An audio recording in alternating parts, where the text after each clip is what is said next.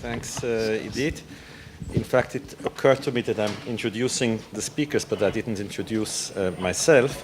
As you can see here written, I'm José Brunner, and I'm the head of the Minerva Institute for German History at Tel Aviv University, and I'm teaching at the Kohn Institute for the History and Philosophy of Science in the Humanities faculty, as well as at the Buchmann Faculty of Law.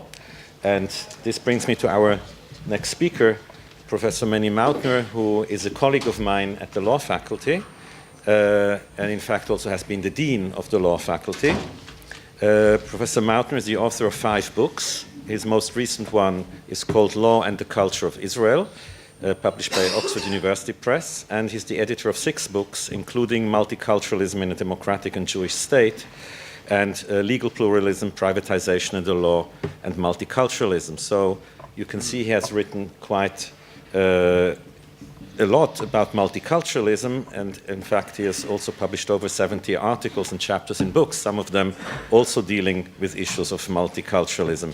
Currently he's working on a new book entitled Incommensurable Multiculturalism, and he will expand our horizon beyond Europe. His presentation is called Multiculturalism in the World. Please, Manny. Thank you, José, and good afternoon.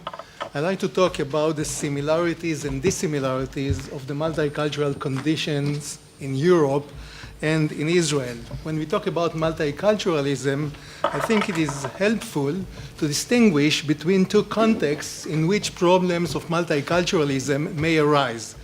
The first problem deals with the relationship between the center of the state on the one hand and minority groups living in the state on the other hand.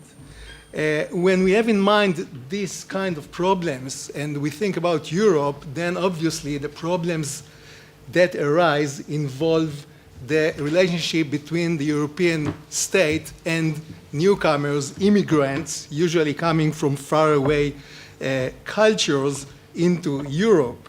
And these waves of immigration give rise to 2 different types of problems. First, a problem of toleration, that is to say, to what extent should a liberal state tolerate illiberal cultural practices of illiberal groups living in the country, in the territory of the state.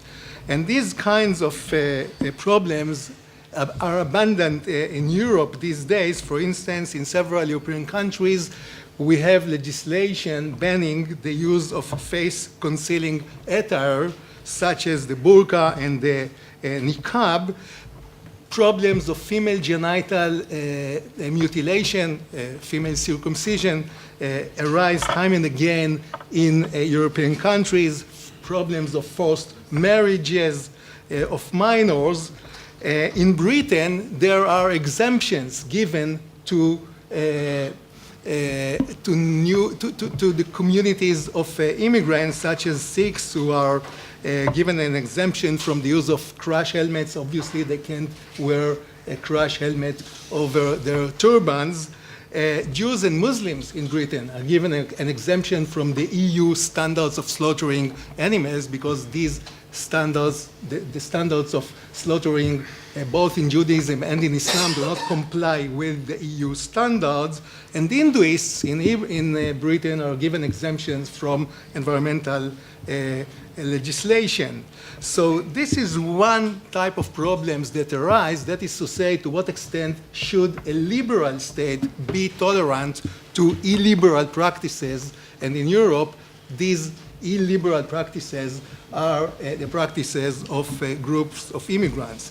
The second problem that arises because of immigration, multicultural problems, are much wider, and these are problems of absorption of newcomers, of immigrants, the problems of the extent to which newcomers are integrated into the mainstream society.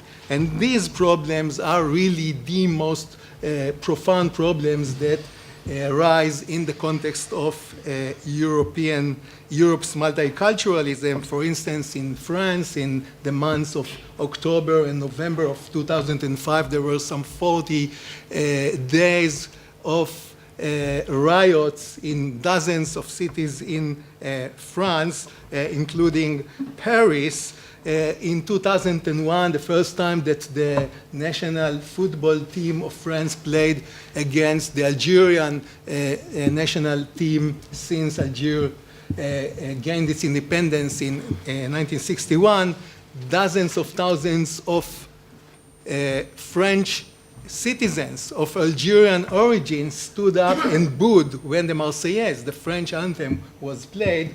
And Jacques Chirac, the president at the time, very angrily left the stadium right after this incident.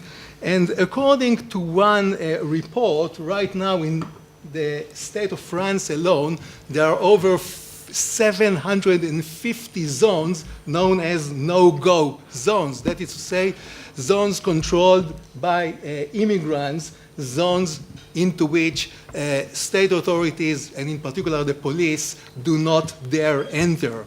In Norway, the three largest cities in Norway, in each of the three largest cities of Norway, over 20% of the population are Muslims. In Switzerland, we have the problems of absorption of Muslims manifest in the latest legislation banning the erection of mosques and minarets. So there are major problems these days in Europe, very wide problems, profound problems having to do with the absorption, the integration into European societies of immigrants coming from far away, not only countries, but basically cultures. Now, do these problems arise in Israel? And the answer is yes and no. We have our share of problems of toleration. That is to say, we have illiberal practices such as honor killings, polygamy, and severe discrimination of females in communities such as the Jewish ultra-Orthodox. So we have our share of problems as to what stance should the center of the state develop towards illiberal practices. But we have, when we focus on immigration, then on the one hand, the situation in Israel is almost the reverse, because immigrants coming to Israel are Jewish immigrants coming to a Jewish homeland. So all those problems of integrating people coming from a faraway culture into a homeland, into the absorbing culture, almost do not arise in Israel. But we have problems of immigration similar to the ones arising in Europe when we have in mind the waves of illegal immigrants and refugees coming to Israel. So I would argue that the situation in Sadr and Tel Aviv, to some extent, begins to resemble the situation that already exists in dozens of European cities, where you have immigrants coming from faraway culture who are not integrated into the society, the mainstream society. And in that respect, I would argue that there is a troubling similarity between the multicultural condition of many European countries and the multicultural problems that arise in Israel. That is to say, problems having to do with probably hundreds of thousands of refugees and illegal immigrants currently living in Israel. Okay, so this is the first context in which problems of multiculturalism may arise, that is to say, the context of the relationship between the center of the state and minority groups. But then there's a second context in which these problems may arise, and this is the context I call the struggle over the center of the state. That is to say, here we have a situation in which major social and cultural groups profoundly disagree as to the character of the center of the state. That is to say, how should the regime, the political culture, and the law of the state look like? Now, if you have in mind Israel, these are the most pressing problems of multiculturalism we have in Israel, because of the divide, first, between secular Jews and religious Jews over the definition of the state, over the nature of the regime, the political culture, and the law. And secondly, we have another divide, which is, of course, the divide between Jews and Arabs who profoundly disagree over the definition of the state. So these are the pressing problems of multiculturalism, of the Israeli multicultural situation. However, problems of this type arise in Europe as well.